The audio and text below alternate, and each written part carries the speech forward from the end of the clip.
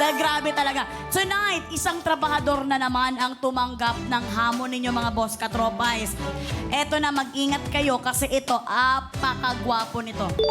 Talagang may showing na Pedro Penduko this season pero hindi na siya, pero siya ang original na Pedro Penduko. Nasubaybayan natin siya sa first teen edition ng Pinoy Big Brother. Oo, hanggang sa nasaksihan na nga natin ang husay niya sa pag-arte, mapa-comedy, action, drama, at horror. Bumibida ang galing niya. Grabe, hindi na makapaghintay mga katropay kung sino siya. Heto ang kanyang biodata.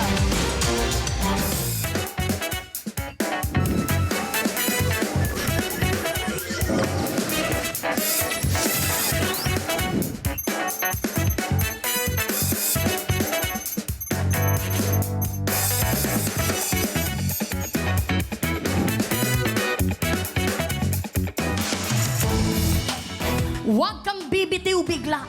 Huwag kang bibitiw bigla. Parang pakanta na to ha. Ikaw na ang bahalang kumobra dahil you are hired, Matt Evan! Bet your man, and I say, Miss, I bet your man. I come here to get your man. Fetting this feeling. We go play, we go night and day. No fet can't tire me. We coming again. Every day, we full of energy. It's like they calling the way. Like that is we made now. Welcome sa your na boss, Matt! Magandang gabi. Matt, Grabe. grabe naman, salamat at pinaunlakan mo kami dito ba napaka-busy dito kasi caption na siya at saka ang dami din yung mga ginagawa pero binigyan niya tayo ng chance dito. Eto, Matt, idol ka ng mga boss dati pa dahil sa galing mo sa pag-arte.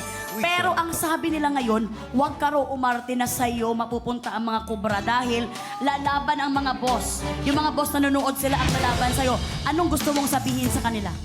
Huwag ho kayong mag-alala mga boss at nagpaplano ho akong simutin. Hay! Grabe. Alam, malaman. Lahat. Oo. Praktisado. Grabe talaga, sisimutin talaga kasi siyempre tatay na ito. Tama. Kaya naman, huwag kayong makampante mga boss. Good luck sa'yo, Matt. At meron sa'yong ipapagawa ang mga boss at yan ay nasa ating Job Order!